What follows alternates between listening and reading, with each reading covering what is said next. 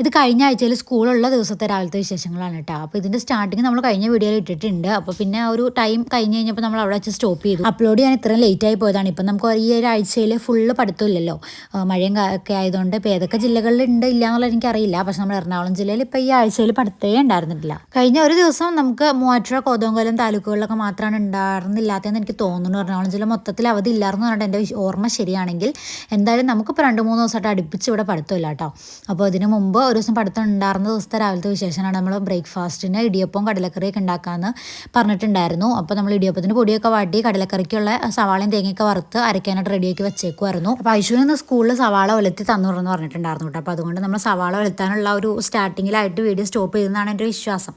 അപ്പം നമ്മൾ പൊടിയുടെയൊക്കെ ചൂടാറി കഴിഞ്ഞ സമയത്ത് പിന്നെ ഇടിയപ്പം പീച്ചെടുക്കട്ടെ. അപ്പം ഞാൻ പറഞ്ഞിട്ടുണ്ട്, ഞാൻ വാട്ടി ഇടിയപ്പം ഉണ്ടാക്കുന്ന സമയത്ത് ഞാൻ ഇടിയപ്പം ഉണ്ടാക്കലുണ്ടായില്ല. ഈ ഒരു മെത്തേഡ് അറിഞ്ഞപ്പോൾ ഞാൻ ഇടിയപ്പം ഉണ്ടാക്കലൊക്കെ തുടങ്ങിയത്, കണ്ടിന്യൂസ് ആയിട്ട് ഉണ്ടാക്കാൻ തുടങ്ങിയത്.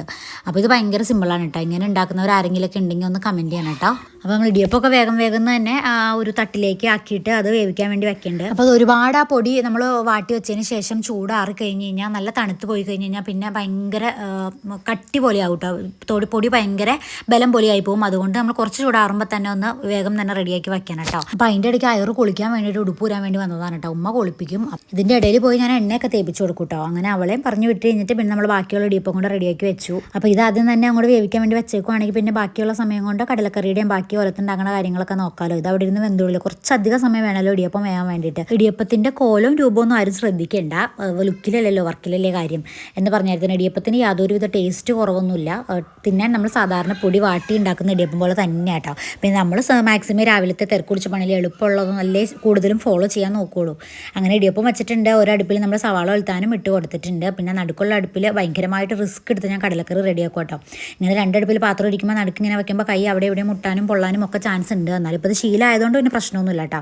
സവാള നമ്മൾ സാധാരണ വെളുത്തുണ്ടാക്കും പോലെ തന്നെ പച്ചമുളകും കീറിയിട്ട് മഞ്ഞപ്പൊടി ഉപ്പൊക്കെ ഇട്ട് സാധാരണ പോലെയായിട്ട് ഉണ്ടാക്കണത്. പിന്നെ നമ്മൾ ഇറച്ചിക്കറിയൊക്കെ ഉണ്ടാക്കാൻ നേരത്തെ സവാള വാട്ടുമ്പോൾ കുറച്ചധികം തന്നെ ഓയിൽ ഒഴിക്കുമല്ലോ. ഇത് അതുപോലെ ഒഴിക്കേണ്ട. നമ്മളൊരു സാധാരണ വെളുത്തൊക്കെ ഉണ്ടാക്കാൻ വേണ്ടിയിട്ട് എന്തോരം ഓയിൽ ഒഴിക്കോ അത്രയും മാത്രമായിട്ട് ഒഴിക്കുകയുള്ളൂ. അതിൽ കടുക് ഒട്ടിച്ചിട്ടാണ് പിന്നെ ഇട്ട് കൊടുക്കുന്നത്. പിന്നെ നമ്മൾ ഇടയ്ക്കിടയ്ക്ക് ഒന്ന് ഇളക്കി കൊടുത്തുകൊണ്ട് നമ്മൾ സാധാരണ വെജിറ്റബിൾസ് ഒക്കെ കൊളുത്താനിടുമ്പോൾ ഇടയ്ക്കിടയ്ക്ക് നമ്മൾ ഇളക്കി കൊടുക്കുമല്ലോ, അതുപോലെ ഇളക്കി കൊടുത്താൽ മതി. നല്ല ടേസ്റ്റ് ആട്ടോ ഇങ്ങനെ ഉണ്ടാക്കാൻ വേണ്ടി. ചെറുപ്പത്തിൽ ഞാനൊക്കെ സ്കൂളിൽ പോകുന്ന ടൈമിൽ എൻ്റെ അമ്മച്ചൊക്കെ എനിക്ക് ഉണ്ടാക്കി തന്നിട്ടുണ്ട്. പിന്നെ ആ ടച്ച് വിട്ടുപോയിട്ടുണ്ടായിരുന്നു. പിന്നെ ഐശു എവിടെ നിന്നാണെന്നറിയില്ല, സ്കൂളിൽ പിള്ളേരാരൊക്കെയോ കൊണ്ടുവരണ കണ്ടിട്ടാന്ന് തോന്നുന്നു ഇങ്ങനെ ഉണ്ടാക്കി കൊടുക്കാൻ പറഞ്ഞ്. അങ്ങനെ ഉണ്ടാക്കുമ്പോഴാണ് പിന്നെ നമ്മൾ ആ പഴയ ഓർമ്മകളൊക്കെ വന്നത്. പിന്നെ അങ്ങനെ ബ്രേക്ക്ഫാസ്റ്റിൻ്റെ ലഞ്ചിൻ്റെ ഒക്കെ പ്രിപ്പറേഷൻസ് കഴിഞ്ഞിട്ട് പിന്നെ സ്നാക്സിന് എന്താണ് കൊടുത്തിട്ടുള്ളത് നോക്കിയപ്പോൾ പഴം ഉണ്ടായിരുന്നു. ആ പഴം വേഗം തന്നെ അരിഞ്ഞ് കുറച്ച് നെയ്യും ഉണ്ടായിരുന്നു. അത് വേഗം വാട്ടിയെടുത്തു കേട്ടോ.